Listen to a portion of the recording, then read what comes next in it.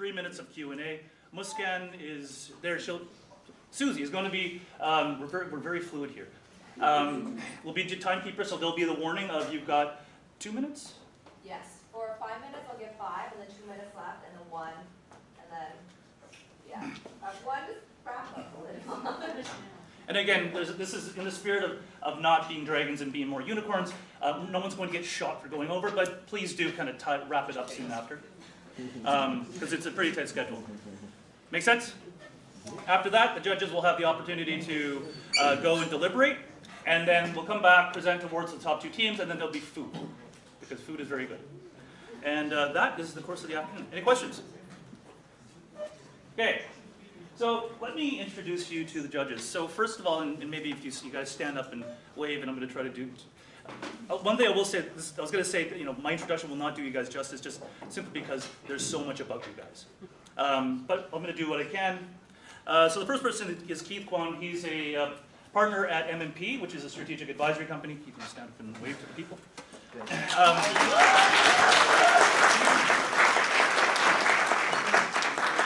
Keith and MMP have been very generous sponsors, givers in the York Region ecosystem and startups in general. MMP is one of our sponsors, and Keith in particular, you've been really involved in helping the ecosystem, even just you and I having chats about ideas. So thank you for being here and supporting Y2. Thank you.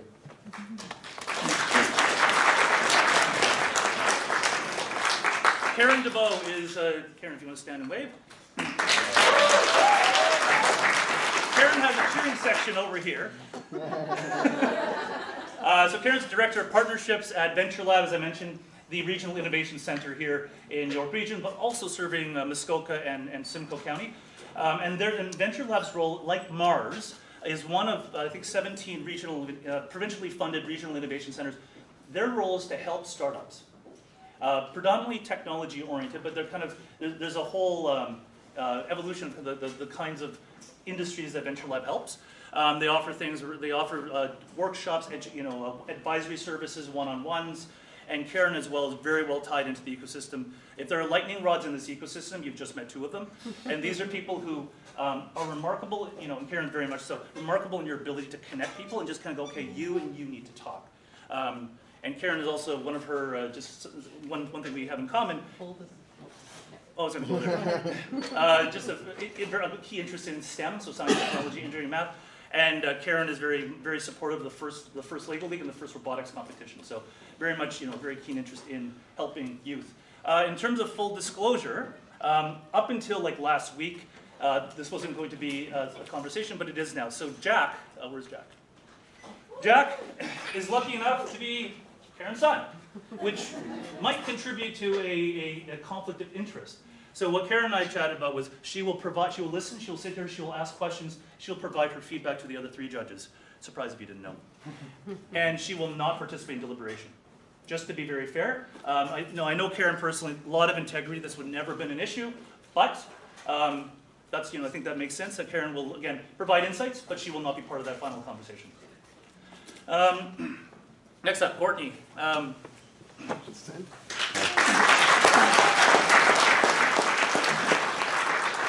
Courtney has a remarkable story. He's the founder and CEO of For a Healthy Me. For a Healthy Me has been a company that originated in York Region. You've been working closely with the ecosystem to begin with, including Venture Lab, and now you're doing it's a platform to help doctors and patients in their ongoing consultations and diagnostics remotely. And Courtney, I'm so grateful that you're here because you're traveling a lot, and you're doing the business is going so well that it's remarkable, but also time consuming. So thank you for being here. One thing about Courtney is that he was Venture Lab's Entrepreneur of the Year for the past year, which is a huge accomplishment. So congratulations, and again, thank you for being here.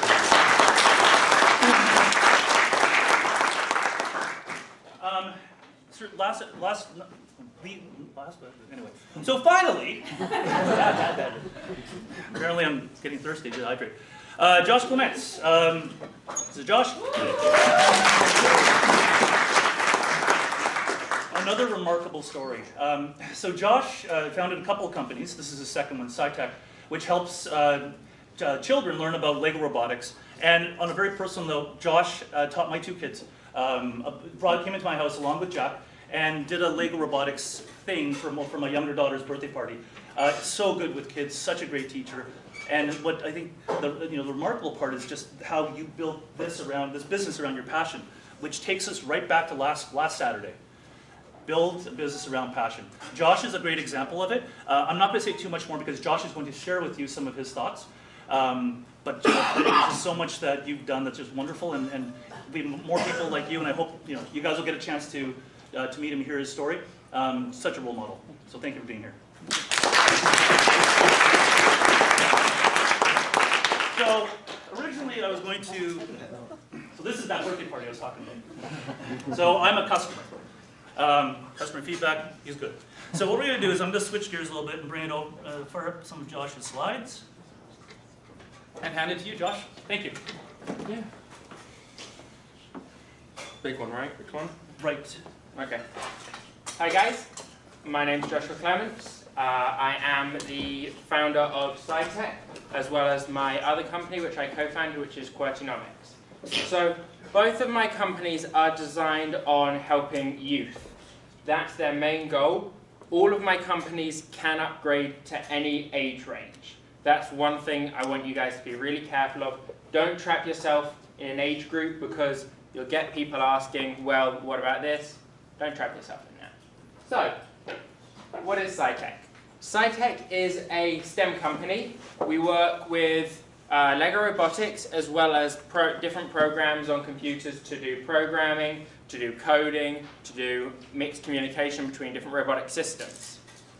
We focus with young kids is where our main goal is, so 7 upwards, and we teach the STEM curriculum. So we teach them the basic of robotics, the basic of engineering, the basic of programming.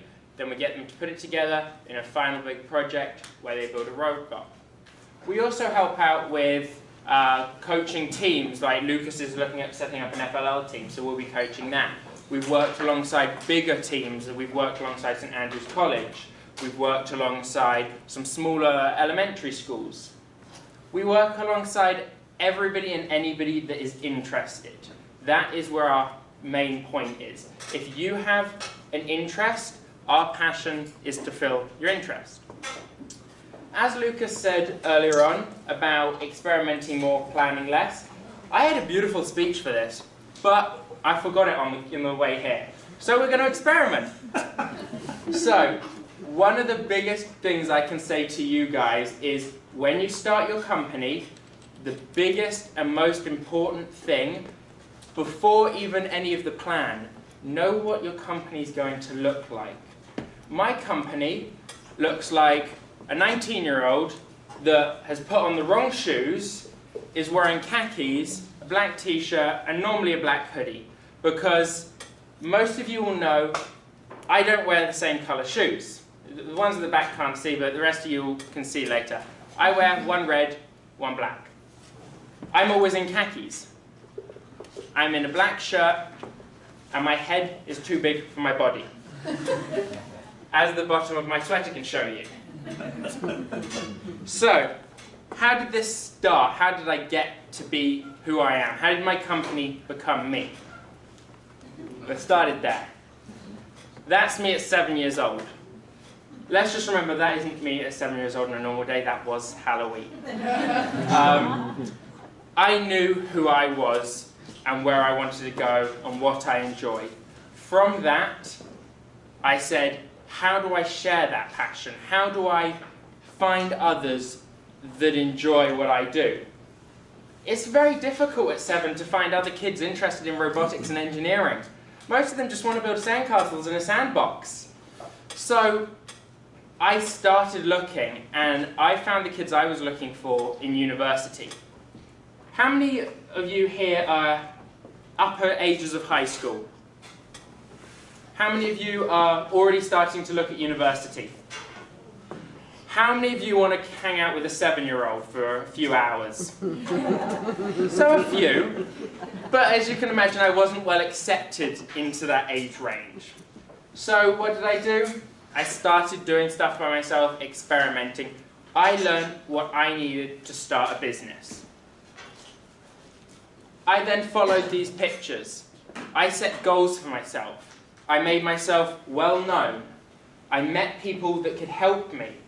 And I made sure that as soon as my business took off, I got in with big companies that I could use their name to support my progress through the world. So, first thing is my little 2 robots. Okay? They're my goal. I'm looking currently, you guys are fully aware of this, that I'm looking for designers. Those are my robots, and I want them designed. I'm going to get them 3D printed. That is my current goal with my business. You should be thinking about what your goals are for your business. Secondly, I got myself known. If somebody gave me an opportunity, I took it. If I had to get up early and drive for 2 hours to take that opportunity, I got up early, drove 2 hours to get that opportunity, sat in Timmy's for 10 minutes to make sure I knew what I was doing, and then went into the business talk. I met people. This is actually the York Small Business Entrepreneurship Centre. That's their summer course. In that course, I met 12 other young entrepreneurs from all walks of life. One of the best tips I got was from somebody who was starting a swimming business.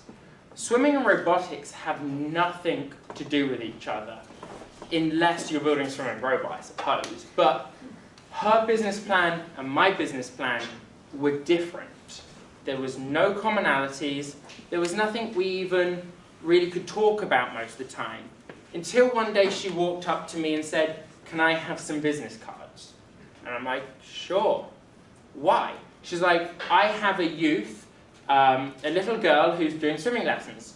But for the 3 hours she's doing swimming lessons, her little brother has to sit in the waiting room."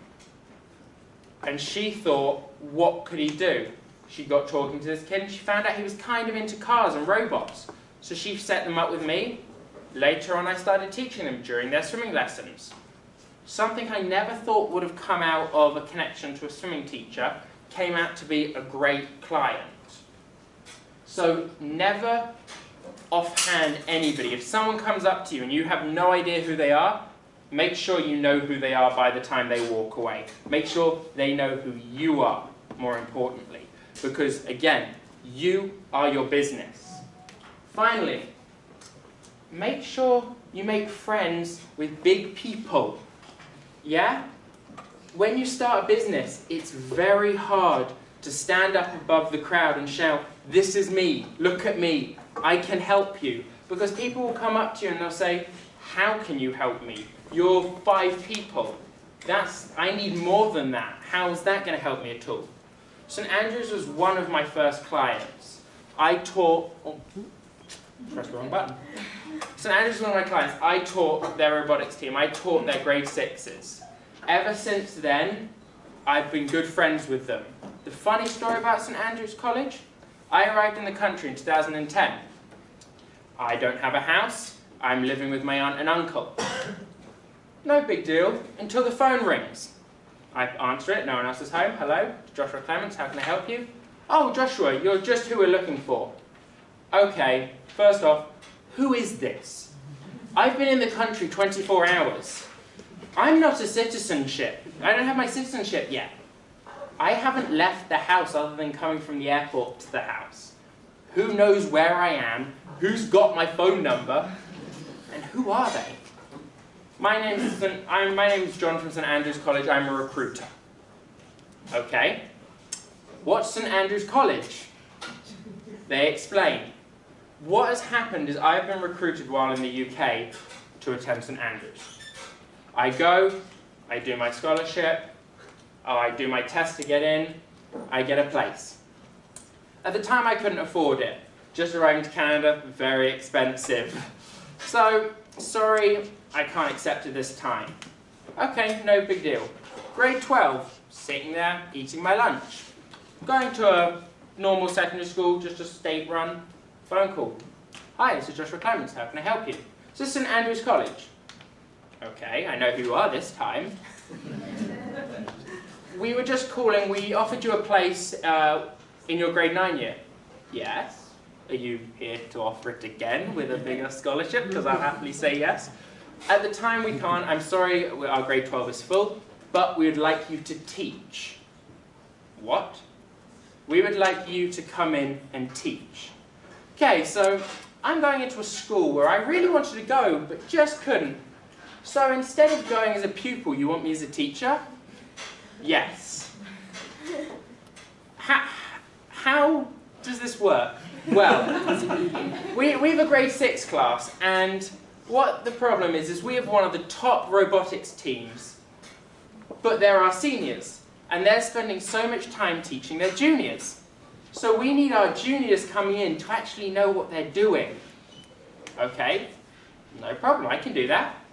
I did. I went in for a year and taught the junior robotics team. It was great. This summer, I watched their progress. They did really well. I'm sitting at home, new year. Sitting at home, no phone call. So I call them this time. Hi, St. Andrews, this is Joshua Clements. We were talking about how you had a robotics team and I taught last year. I was wondering if you were interested in it again. Yeah, we are, but there's been a slight problem. Okay, what's that? First of all, our teachers left. Okay, that's no big deal. I'm happy to work with other teachers. Yeah, that's not the problem. The problem is that our junior team are now telling our senior team how to do stuff. The juniors that had gone and joined the senior team that year were helping the seniors make a better robot. And the seniors were embarrassed and didn't want them. So that was an interesting conversation we had with them. So now what they did is the juniors created a junior-senior team, and the junior-senior team is now teaching the junior team while consulting for the senior team. So you can imagine I've got lots of friends in the senior team that aren't my friends actually. They don't like me. But one of the big things, make sure people know you and you know people. Again, there's lots of things you've already heard. There's lots of things that I've seen these presentations, they're amazing presentations. And if you were taking notes or even just tracking stuff in your head, you're well aware of all the things I can say. But again, my biggest thing, it always has been, is be yourself. Set goals and don't accept that your business is a business, because it's not. If you're an entrepreneur, your business is your life. You live it, you dream it. I got an email from a woman the other day. Hi, I'm from the Midlands. I have a son with learning disabilities. I was wondering if you were running courses. Okay, Midlands rings a few bells in my head. Midlands is the middle of the UK, but so is Suffolk, so is London. So go online, look where the Midlands is in Canada. Okay, there's a place called the Midland, but not the Midlands. Okay, email her back. Hi, just to confirm, what country are you in? I'm in the UK. Oh, okay. So, in 2 years, I have now made it overseas to the UK without trying to. As Lucas also knows, because I was in conversation with him, I also got an email from China the other day asking if I was teaching any courses nearby. That's interesting when you can't read the email. Open up this email. I could Google Translate it, but I don't quite trust Google Translate for that. I call a friend in, they translate it for me. I don't know how I got to China. I haven't even put anything outside of Newmarket. So, you live your business, you breathe your business, and other people start to feel it. It starts becoming a part of other people's lives. Because your friends, oh, can you hang out? I can't, I'm working. Don't you run your own business? Yeah. Don't you choose your time schedule? Yeah, but I still have clients to meet. Oh, wait, so you're going to meet with a client? Yeah, I'm going down to Toronto to meet with a corporation in Toronto. Can I come? Okay. Why not? Me saying okay was what got me my first employee. I was asked by one of my employees who was interested in the same things as me whether they could tag along to one of my things. Sure. Why not? They came, my best employee. You'll find people everywhere that want to help you. You'll find people everywhere that want to tear you down.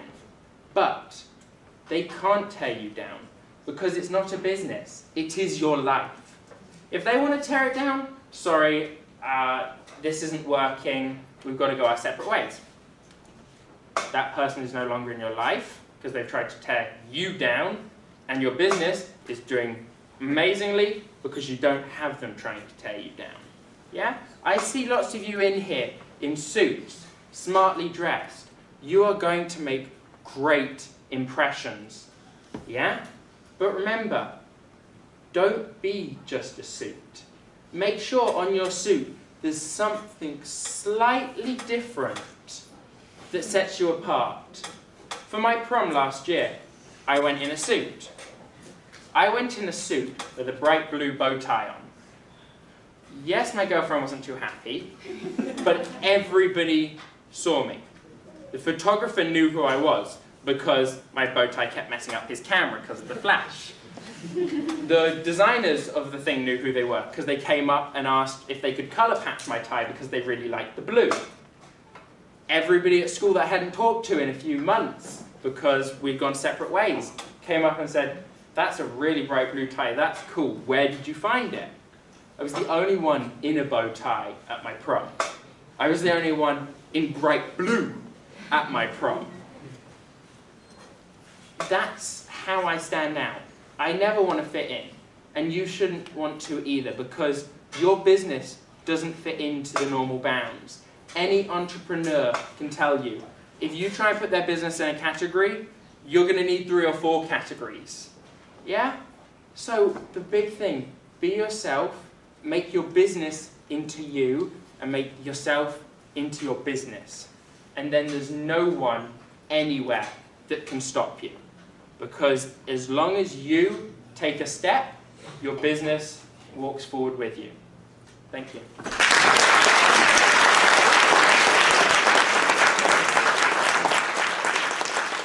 Thanks, John. That was pretty awesome. Thank you. And I think just... Sorry? Experiment. Yes. Did the experiment pass? Yeah. All right, thank you, Ken. For passing the experiment. Yeah, and I think one of the reasons, I have a lot of respect for Josh, but one reason that I had invited him to come and share his thoughts was kind of along that the last part was be yourself. And he walks it. His business is around himself. Like Javed earlier, Josh lives and breathes, and he walks what he just talked. So, what's next? We're going to start moving into the formal part of this, the exciting part, the presentations. So, just to level set with everybody in the room, again, the participants, you did see this already, but for those who, there's seats down here if you guys want to hang. For those who haven't seen, the criteria are fourfold. We wanted to focus on business models. So, is this thing going to make money? That's the basics. Customer validation, I mentioned earlier that customer, not loudest voice, not opinion, not what have you. But there's a big focus on, did the teams go and talk to real live customers? Did the teams get out of the room they were in, and did they get feedback from real live people who might buy? So that was one. Product design. What is this thing that they're talking about? Is there maybe perhaps some teams I know have built prototypes. So what is this thing like?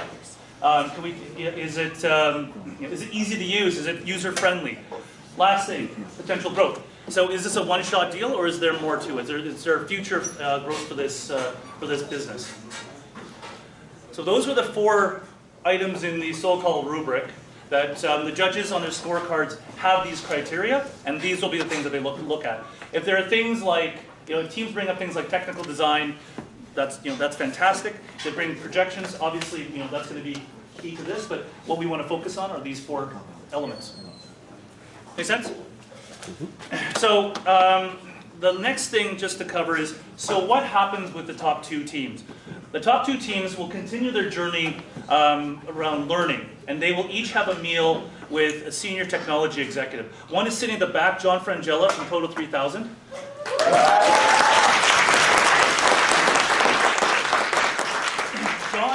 John, like the other volunteers, shares many things, but one is his generosity.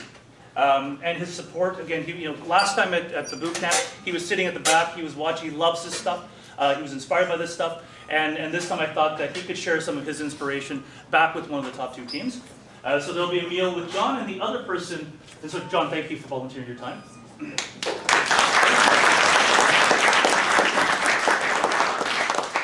And Proto 3000 actually just moved offices, so business is good. The other person, Akshay Kal, he is a CTO, or Chief Technology Officer, of an organization called Pathway Communications based in Markham. They have international operations, and they do a lot of data hosting, data analytics. Just a remarkably sharp guy. He's done some work with the United Nations. He is actually talking about connected ecosystem. He is working with Venture Lab on a couple of things, including a Go Open Data conference. So, both of these gentlemen, very giving, very generous, and want to give back. So that's kind of what's in store for the top 2 teams, which gets us to the 12 teams. This is the order of presentation. Again, the format of this will be 7 minutes of presentation. So we'll load it up. The clock begins when it's ready to go. Susie has already said what she's, the kind of the warning, so keep an eye on Susie. At the end of the presentation, the judges will have 3 minutes to lob a few questions. One little thing for the team is that I know you guys have been working hard on your presentations. What was interesting was the Q&A period last go-round really brought out even new dimensions to a lot of the teams. So it'll be really cool to see that interaction. And that's kind of the order. Any questions? So, may I ask Actor to come down, please? You guys are up, and I'll load up the presentation.